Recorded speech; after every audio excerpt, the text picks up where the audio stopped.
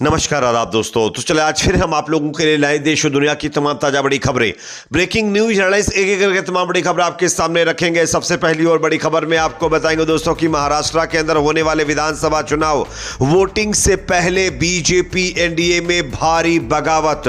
अजीत पवार जो कि BJP NDA का हिस्सा हैं, उन्होंने मोदी, अमित शाह और योगी आदित्यनाथ के खिलाफ मोर्चा खोल दिया है। आगे इसकी पूरी जानकारी देंगे कि दरअसल अजीत पवार ने ऐसा क्या किया है जिसके चलते बीजेपी एनडीए में बगावत के आसार है। साथ ही साथ अगली बड़ी खबर में आपको बताएंगे दोस्तों कि उत्तर प्रदेश के अंदर जो है बाबरी मस्जिद के बाद एक और जो है मजार और मस्जिद को लेकर के विहिप की तरफ से धमकी दी गई है और कार सेवा का ऐलान किया गया है। आगे इसकी पूरी जानकारी देंगे कि दरअसल मस्जिद और दरगाह को लेकर के कहां पर यह विवाद हुआ है। साथ ही साथ अगली बड़ी खबर में आपको बताएंगे दोस्तों कि वसीम रिजवी उर्फ जितेंद्र नारायण ने अब अपनी वसीयत लिखी है दोस्तों, और इस वसीयत में जिनको अपना उत्तराधिकारी इन्होंने बनाया है वो सुनकर आप चौंक जाएंगे। आगे इनके बारे में भी आपको जानकारी देंगे। साथ ही साथ अगली बड़ी खबर में आपको बताएंगे दोस्तों जेडीयू उम्मीदवार सरजू राय का झारखंड के अंदर 43 सीटों पर वोटिंग से पहले बहुत बड़ा दावा, मुसलमानों को लेकर के, उनके वोट को लेकर के सरजू राय ने बड़ा बयान दिया है। क्या कहा, इनके बयान को भी सुनेंगे। साथ ही साथ अगली खबर में आपको बताएंगे दोस्तों कि उद्धव ठाकरे का देश के प्रधानमंत्री नरेंद्र मोदी और प्रशासन के ऊपर बहुत गंभीर आरोप क्या लगाया है, यह भी आपको बताएंगे। साथ ही साथ अगली बड़ी खबर में आपको बताएंगे दोस्तों कि पप्पू यादव ने देश के प्रधानमंत्री नरेंद्र मोदी को लेकर के एक बहुत बड़ा खुलासा कर दिया है जिससे पूरे देश में हड़कंप मच गया है। क्या खुलासा क्या, ये भी आपको बताएंगे। साथ ही साथ दोस्तों इस्लामिक देशों की बैठक में अब जो है इजराइल के ऊपर कई देश भड़के हैं और इन्होंने एक बड़ा ऐलान किया है। क्या कहा, इनके बयान को भी सुनेंगे। उससे पहले एक छोटी सी रिक्वेस्ट करेंगे, अगर वीडियो पसंद आए तो लाइक ज़रूर करिए, चैनल पर नए हैं तो सब्सक्राइब करने के बाद बेल आइकन को प्रेस करना ना भूलें। बात करेंगे पहली और बड़ी खबर की।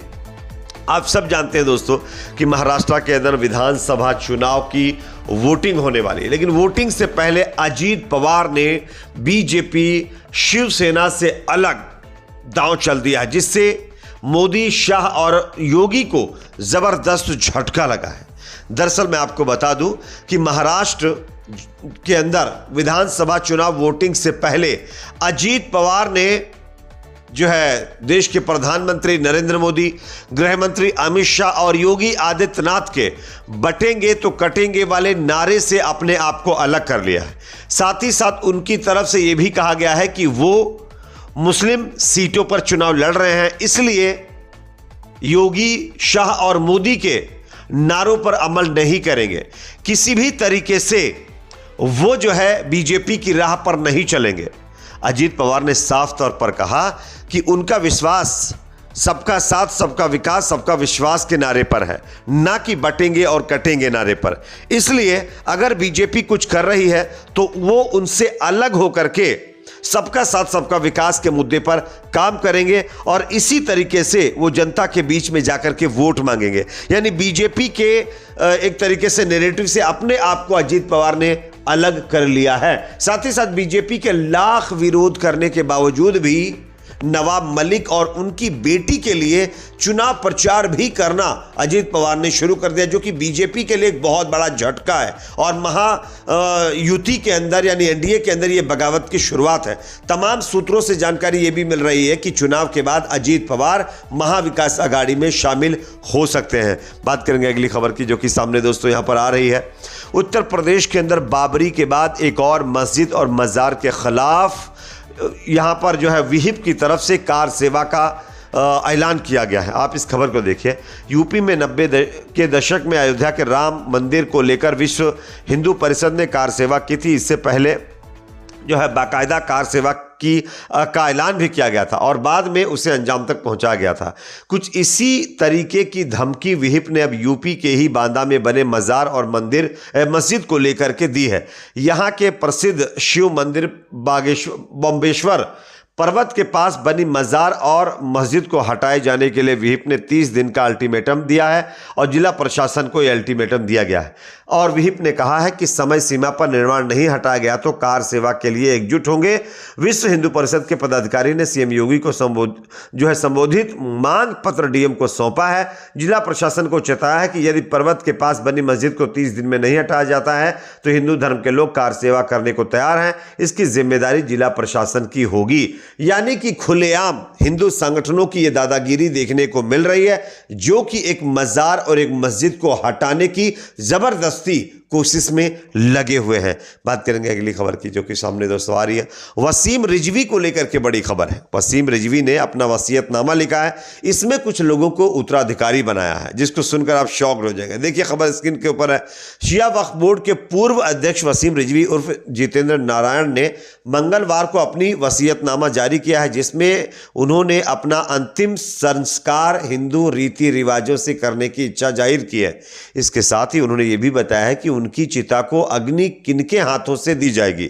इस वसीयतनामे में उन्होंने अपने उत्तराधिकारी के नाम भी घोषित कर दिए हैं। वसीम रिजवी ने हिंदू धर्म अपना नाम जितेंद्र त्यागी रखा था, लेकिन पिछले कुछ दिनों उन्होंने अपनी जात बदलते हुए अपना नाम जितेंद्र नारायण सिंह सेंगर रख लिया था, जिसके बाद वो ब्रह्मांड से ठाकुर बन गए थे और अब उन्होंने अपना वसीयतनामा भी लिख दिया है। वसीम रिजवी उर्फ जितेंद्र नारायण ने लिखी वसीयत। जितेंद्र नारायण ने अपने वसीयत में लिखा है कि मैं इस्लाम धर्म में पैदा हुआ और मेरा नाम सैयद वसीम रिजवी था। मैंने इस्लामी की कट्टरपंथी मानसिकता के अंतर्गत इस्लामी सिद्धांतों को नकारते हुए 2021 में सनातन धर्म स्वीकार कर लिया है। वर्तमान में मुझे सेंगर राजपूत परिवार ने पुत्र मानते हुए गोद लिया है, जिसके कारण अब मेरा नाम ठाकुर जितेंद्र नारायण सिंह सेंगर है। मेरे इस्लामी परिवार में सभी लोग इस्लामी परंपरा के हिसाब से अपने मजहब को मानते हैं, लेकिन अच्छी बात यह है कि वह कट्टरपंथी मानसिकता नहीं रखते हैं। इस कारण मेरे परिवार के किसी भी सदस्य को मेरे सनातनी होने पर कोई आपत्ति नहीं और मुझे अपने परिवार के सभी लोगों के इस्लाम मानने पर कोई आपत्ति नहीं है। साथ ही साथ उन्होंने ये साफ तौर पर कह दिया है कि उनका अंतिम संस्कार जो है हिंदू रीति रिवाज से होना चाहिए। साथ ही साथ उन्होंने जगत गुरु महाराज रामभद्राचार्य जी से तुलसी पीठ में दीक्षा लेने की भी बात कही है और इस पर वसीयतनामा भी लिखा है। बात करेंगे अगली खबर की, जो कि सामने दोस्तों आ रही है। महाराष्ट्र से, जहां पर उद्धव ठाकरे ने देश के प्रधानमंत्री और प्रशासन के ऊपर गंभीर आरोप लगाया है।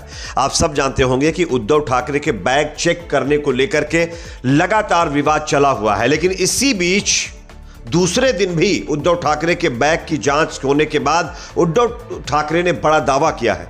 उन्होंने कहा है कि प्रधानमंत्री नरेंद्र मोदी की लैंडिंग होने तक उनके हेलीकॉप्टर को टेक ऑफ की इजाजत नहीं दी गई है।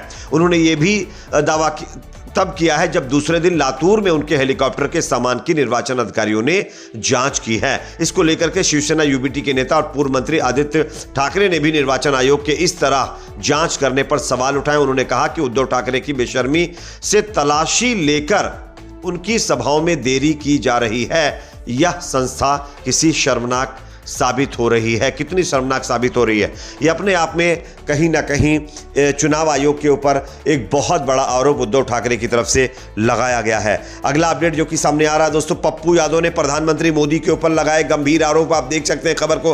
पप्पू यादव ने किया बड़ा दावा, बोले कोरोना में प्रधानमंत्री मोदी के पीए को दवा नहीं मिली तो मैंने पहुंचाई, मेरे सामने मोदी की औकात नहीं है। ये कहते हुए उन्होंने मोदी जी के ऊपर निशाना साधा है। साथ ही साथ खबर आई दोस्तों, OIC यानी मुस्लिम देशों के संगठन ने गाजा और फलस्तीन और लेबनान के अंदर जंग को रोकने की अपील की है। साथ ही साथ तुर्की और सऊदी अरबिया इजराइल के ऊपर भड़क गए हैं और उन्होंने आरोप लगाया है कि इजराइल लगातार गाजा के अंदर जेनोसाइड कर रहा है, जो कि एक्सेप्टेबल नहीं है। और तमाम देशों से अब ये भी OIC ने अपील की है कि इजराइल को हथियार सप्लाई ना करें। इस पर आपकी अपनी क्या राय कमेंट सेक्शन में बताइए। वीडियो को लाइक शेयर, चैनल पर नए तो सब्सक्राइब जरूर करें।